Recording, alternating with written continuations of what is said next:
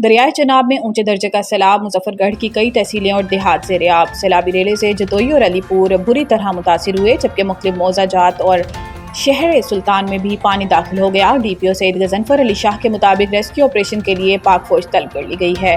Punjab police, rescue 112 اور تمام دیگر ضلعی ادارے ریسکیو آپریشن میں شریک ہیں، جبکہ ریسکیو 112 کی 32 بوٹس حصہ لے رہی ہیں۔ ریسکیو 112 کی جانب سے نشیبی علاقوں میں ایمرجنسی 4686 لوگوں کو ریسکیو کیا گیا۔ دریائے چناب میں پانی کی سطح مسلسل برقرار رہنے پر حفاظتی بندوں کی حالت انتہائی تشویشناک ہے، جبکہ رات گئے سے وقفے سے بارش کا سلسلہ بھی جاری ہے۔ دوسری جانب دریائے راوی اور دریائے ستلج میں اونچے درجے کی سیلابی صورتحال کے باعث اوکاڑا کے سیلاب زدہ علاقوں کے اسکولوں میں چھٹیوں کی توسیع ہو گئی۔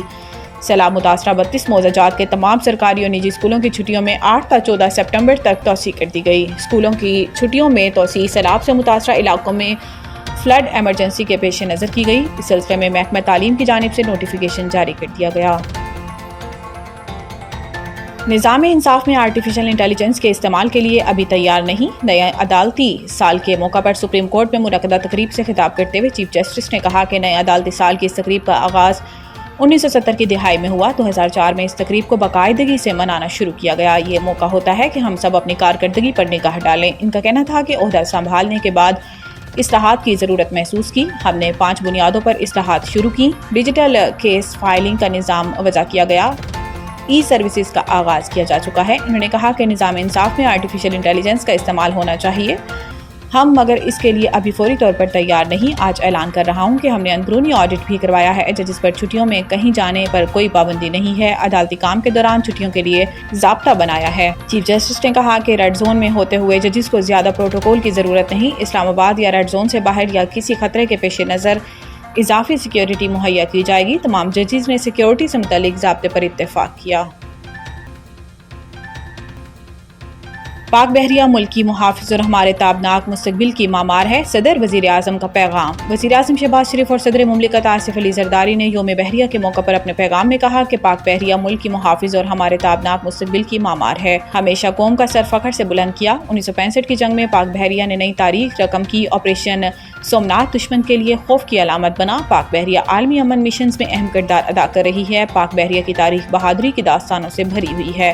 معرکہ حق میں پاک بحریہ نے تیاری عزم کا عملی ثبوت دیا، قوم کو اپنے شہداء اور غازیوں پر فخر ہے۔ پاک بحریہ نے نیوی ڈے کی مناسبت سے خصوصی ویڈیو جاری کی۔ خصوصی ویڈیو پاک بحریہ کے معرکہ حق میں بحری محاذ پر موجودگی کی مظہر ہے۔ پاک بحریہ نے ہر جہت سے دشمن پر زیرک نگرانی جاری رکھی۔ دشمن پاک بحریہ کی مستحکم حکمت عملی کے باعث زیر رہا، جبکہ ویڈیو آہنی عزم اور حوصلوں کی عکاس ہے۔ پاکستان نیوی نے 1965 اور 1971 کی جرأت مندانہ میراث کو برقرار رکھا۔ خصوصی ویڈیو پاک بحریہ کے حوصلے، عزم اور پاسبانی کی کہانی سناتی ہے۔ آٹے کی قیمتوں میں مسلسل اضافہ، 3 ہفتوں میں 20 کلو کا تھیلا 1050 روپے تک مہنگا۔ اسلام آباد پنجاب میں شدید بارشوں اور سیلاب کے باعث ملک بھر میں آٹے کی قیمتوں میں مسلسل اضافہ دیکھنے میں آیا۔ ادارہ شماریات کی 5 سپٹمبر تک کی رپورٹ میں تفصیلات سامنے آئی ہیں، جس کے مطابق گزشتہ 3 ہفتوں میں آٹے کا 20 کلو کا تھیلا 1050 روپے تک مہنگا ہوا اور ملک میں آٹے کے 20 کلو تھیلے کی زیادہ سے زیادہ قیمت 2500 روپے تک پہنچ گئی۔ بنو میں آٹا 1050، پشاور اور لاڑکانہ میں 900 روپے تک مہنگا ہوا، جبکہ سکھر میں 840، لاہور میں 830، ملتان میں 826، گجرانوالہ اور سیالکوٹ میں 817، اسلام آباد میں 800، راولپنڈی اور کوئٹہ میں 740 روپے مہنگا ہوا۔ گزشتہ 3 ہفتوں میں بہاولپور میں آٹے کے 20 کلو تھیلے کی قیمت 866 روپے 67 پیسے تک بڑھ چکی ہے۔ کراچی میں آج اور کل موسلادھار بارشوں کی پیشن گوئی، اربن فلڈنگ کا خدشہ۔ ترجمان محکمہ موسمیات انجم نذیر زیکم کے مطابق ڈیپ ڈپریشن کا مرکز اس وقت سندھ کے تھر پارکر میں موجود ہے اور آئندہ 18 سے 24 گھنٹوں کے دوران تھوڑا کمزور ہو کر واپس ڈپریشن میں تبدیل ہوگا۔ سسٹم کا رخ سندھ کے وسطی علاقوں میں مغرب اور شمال مغرب کی جانب رہے گا۔